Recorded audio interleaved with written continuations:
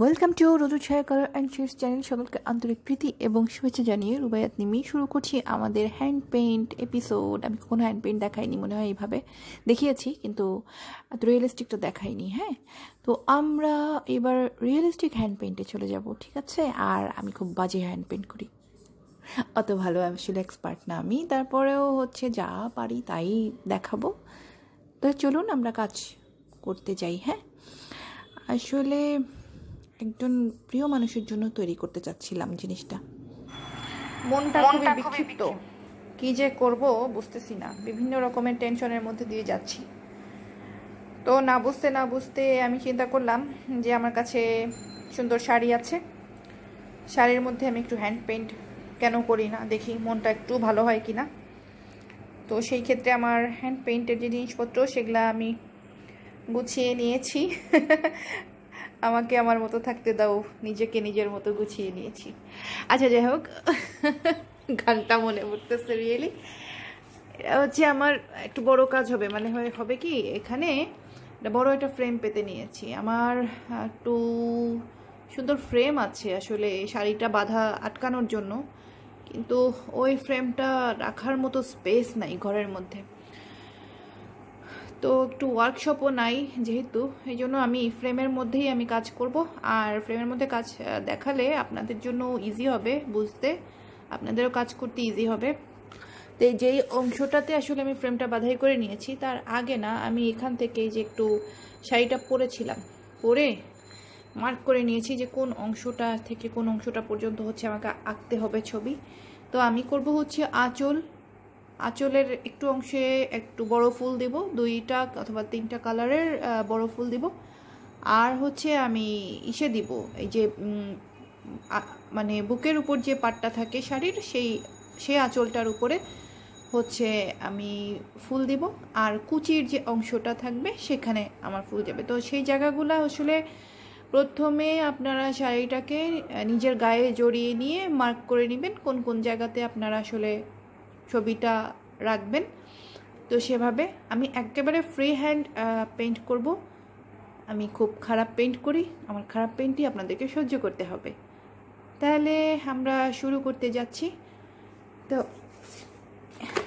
এটা হচ্ছে ওই যে আমি গয়নাগাটি কিনেছিলাম বলেছিলাম না, সেই সময় আমি আরও বিভিন্ন জিনিস নিয়েছিলাম, গয়নাগাটি না ঠিক গয়নাগাটির পার্টস কিনেছিলাম, মেটাল পার্টসের সাথে কিছু জিনিস নিয়েছিলাম আরও। সেগুলার মধ্যে যে এটা 280 টাকা যতদূর মনে পড়ে, এরকম একটা দাম রেখেছিল। আর তুলি সমগ্র তো আগের থেকেই আসলে কেনা, তুলি অনেক হারিয়ে গেছে, অনেক আর এক বাসায়, ওই যে আর একটা পিরোজপুরের বাসা আছে ওখানে আছে, এভাবে যাই হোক যে কটা তুলি জোগাড় হয়েছে সে কটা দিয়ে আমার কাজ করতে হবে।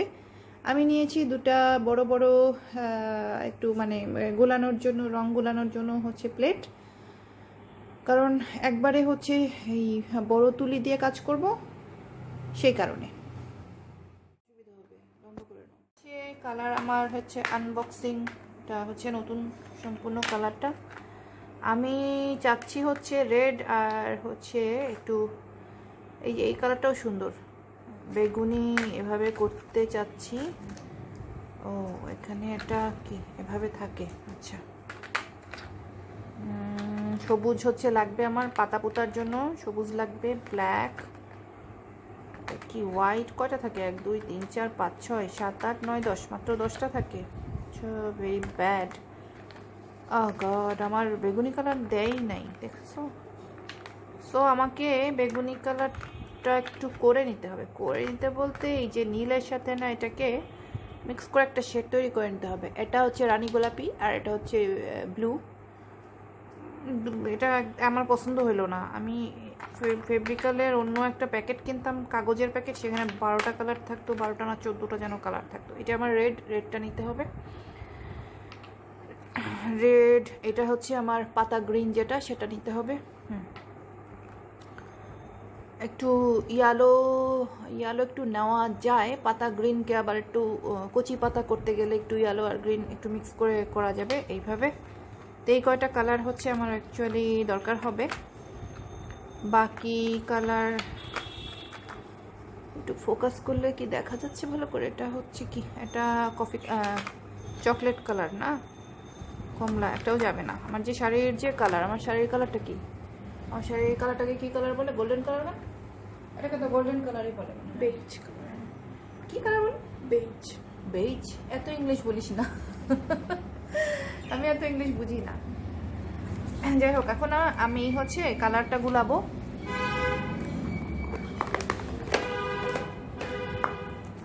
কালারটা রেডটা হচ্ছে রেড একদম থাকলো। আমার যেটা কমপ্লিকেটেড কালার আমার কাছে মনে হচ্ছে, সেটাকে দেখি, আমি একটু দেখি, চেষ্টা করি যে আসে নাকি। একটা ঝামেলা হবে যে একবারেই কালারটা গুলাই নিলে ভালো হবে না। হ্যাঁ, বারবার করে শেড মিক্স করা খুব ঝামেলা আছে। এখন দিলাম নীল। ঠিক আছে, নীলের পাটটা তো বেশি চলে আসলো। যা হোক, আমি তো বেশি করে গোলাবই।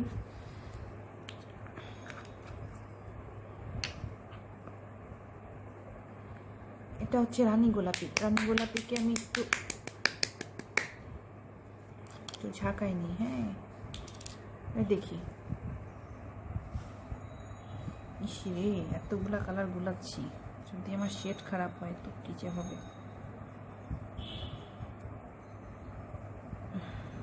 হ্যাঁ, মোটামুটি আসছে, খারাপ আসে নাই। এই তো একটা বেগুনি বেগুনি শেড তো আসলো, তাই না? মানে এখানে না দেখা যাচ্ছে না। যাই হোক, এখন আমি এখানে হিউজ পরিমাণে এটাকে পাতলা করব। এটা হচ্ছে আমি পানি দিচ্ছি, ওয়াটার। ঠিক আছে, যাই হোক, এখানে শেডটা বোঝাই যাচ্ছে না। এটা নীল নীল একটা শেড আসতেছে। এটা খারাপ না, শেডটা ভালোই আসছে আমার হিসাবে। যেরকম চাচ্ছিলাম সেরকমই আসছে। আচ্ছা, এটার সাথে আমি কি কি দিব যেন? আর এই হচ্ছে কালারগুলা আবার অনেক ভালো। এই যাই হোক, শেডটা আমার আসছে। শেডটা এখানে না, অত সুন্দর বোঝা যাচ্ছে না, আসছে মোটামুটি। এই শেডটাই চাচ্ছিলাম। আর এই শেডটাকে আমি পানি দিয়েছি, দেখতে পেয়েছেন। এবার আমি দিব হচ্ছে এনকে, আর একটু পাতলা করব আমি। হ্যাঁ, আর দিব হচ্ছে বাইন্ডার। আচ্ছা, তো এনকে আর বাইন্ডারটা আমি এটার সাথে আবার মিক্স করে দিব। একটু দেখাই।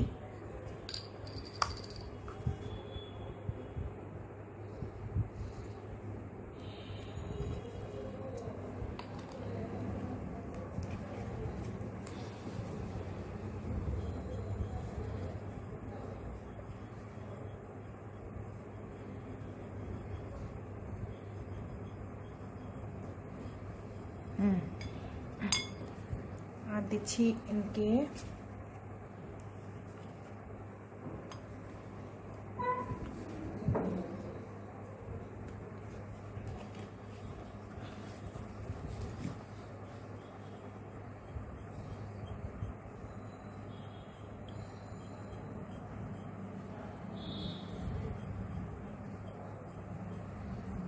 ভালো করে আমি এটাকে গলিয়ে নিলাম। এই হচ্ছে আমার কালার শেড। এটা লাইট লাইট কালার এসে গেছে এবং আমি কালারে হ্যাপি। ওকে, হ্যাঁ, এই যে আমি না এই রেডটা গুলাচ্ছি, দেখলেন কতখানি রেড নিলাম। তো এখন হচ্ছে এটার মধ্যে আমি পানি দিব।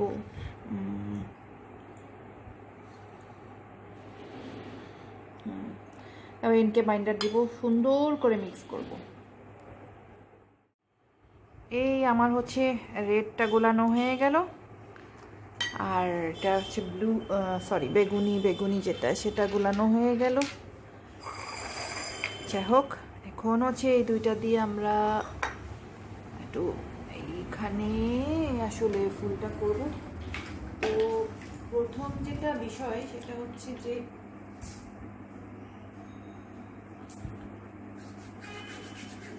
আমাকে না এটাকে আগে ভিজাই নিতে হবে। তো খুব খেয়াল করবেন, আমি শাড়িটা একটা রেক্সিনের উপর রেখেছি, আপনারাও হচ্ছে এভাবে করতে পারেন। তো এটাকে হচ্ছে আমি না ভিজাই নিচ্ছি। হ্যাঁ,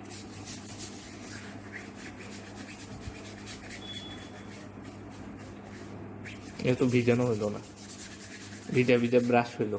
হ্যাঁ, এই যে ব্রাশ ব্রাশ আর কি, এটা একটু ভিজা ভিজা থাকলে রংটা আছে সুন্দর হবে। আবার আমি না ফ্রি হ্যান্ডই করব,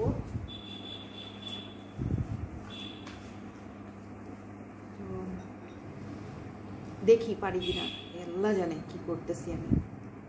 হ্যাঁ,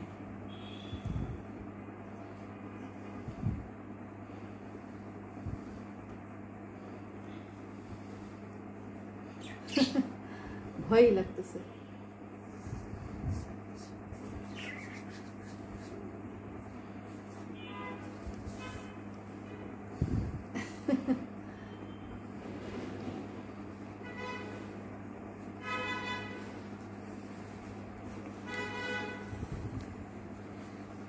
খারাপ না, না একেবারে আমি আর্টিস্ট, দুটা পাপড়ির মতো করলাম, তাই না? আচ্ছা, এখন হচ্ছে এভাবে এভাবে আমি একটু দেই।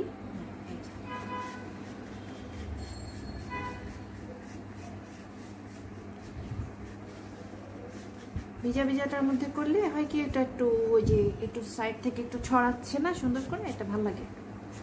ঠিক আছে, আচ্ছা, আবার হচ্ছে এখান থেকে একটু এরকম, এখান থেকে একটু এরকম।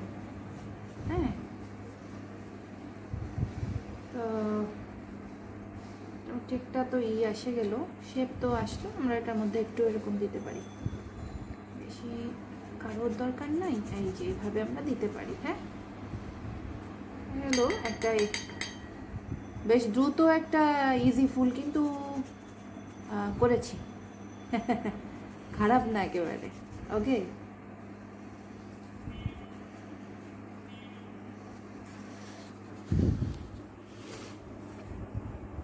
এখন এটাকে এই পর্যন্ত থাক। এখন এটা একটু, হ্যাঁ, একটু জিনিসটাকে এভাবে এভাবে দিচ্ছি।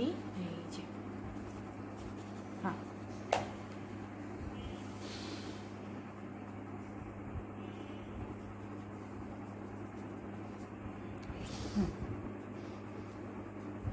ওকে।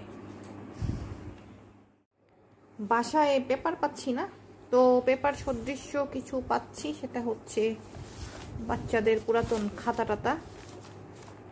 এটা একটু টানছে, পেপার হলে ভালো হয়। হ্যাঁ, কোথায়? হ্যাঁ, এই যে এক হাতে ভিডিও করছি। আচ্ছা, একটু টেনে গেছে কালারটা, এবং কালারটা না একেবারে ছড়িয়ে টড়িয়ে একাকার, মানে একটা মনে হচ্ছে একটা রাউন্ড শেপ কি যেন, তাই না? কিছু বোঝা যাচ্ছে না। যাই হোক, যেটাই আছে সেটাকে আবার পরবর্তীতে একটা, মানে এখনও তো লুক ফাইনাল হয় নাই, তো এটা করা যাবে। এখন আমার না ফ্রেমটা দরকার, এরকম ফ্রেম আসলে কয়েকটা হলে ভালো হতো। এখন আমি যেটা করব, একটু পাশ দিয়ে একটু একটু ফুল করব। আর একটা যে কালার আমার গুলানো আছে, তো ওটা দিয়ে একটু পাশ থেকে একটু ফুল করব। তো সেই ফুলটাতে আমরা যাচ্ছি এখন।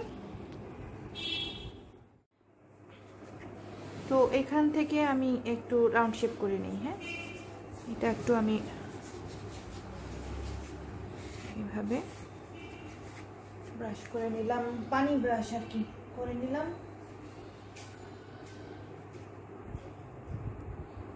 বিগ পিকচার, তো বিগ পিকচারের জন্য আমার এই 1 2 3 4 and 5। ওকে, তাহলে হচ্ছে এটাকে এভাবে এভাবে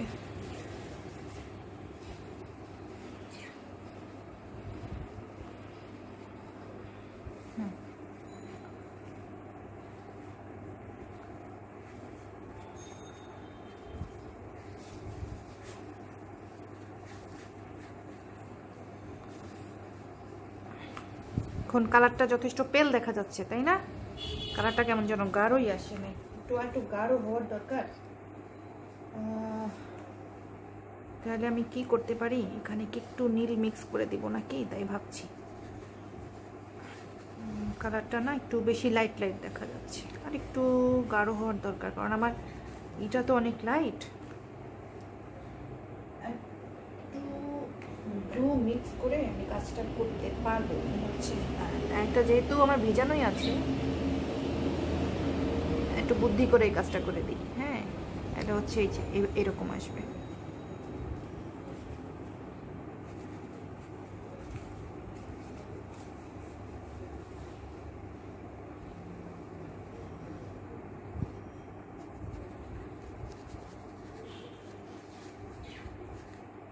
কত সুন্দর করে একটু বেগুনি শেড নিয়ে আসলাম, তো এত লাইট আসবে বুঝলাম না তো।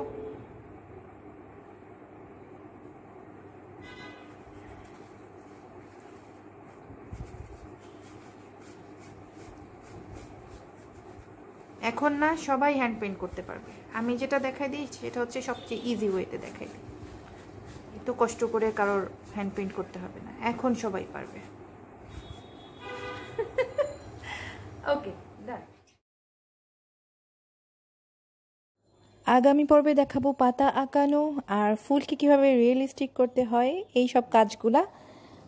পাতা ফুল এগুলো সব কিছুকে একটু রিয়েলিস্টিক মানে তো করে করা, সেই জিনিসটাকে আর কি আমি তুলে ধরবো। আমি মানে পুরা জিনিসটাই হচ্ছে কোনো দ্রুত ক্যামেরায় করি নাই, খুব সুন্দর করে আস্তে আস্তে এটা করেছি। আপনারা একটু ধৈর্য নিয়ে দেখবেন, কারণ মানে কাজগুলো না খুব সহজ না, একটু কঠিন কাজ, একটু জ্ঞান অর্জনের কাজ। হ্যাঁ, তো যেহেতু খুব সহজ কাজ না, কিন্তু আমি খুব সহজে দেখানোর চেষ্টা করি, তো সেই জন্যই হচ্ছে আপনারা একটু ধৈর্য নিয়ে দেখবেন। ভিডিও বড় হলেও দেখবেন, কিছু জানতে পারবেন, শিখতে পারবেন। তাহলে সবাই ভালো থাকবেন, সুস্থ থাকবেন, আর আমার নেক্সট এপিসোডটার জন্য অবশ্যই ওয়েট করবেন। খোদা হাফেজ।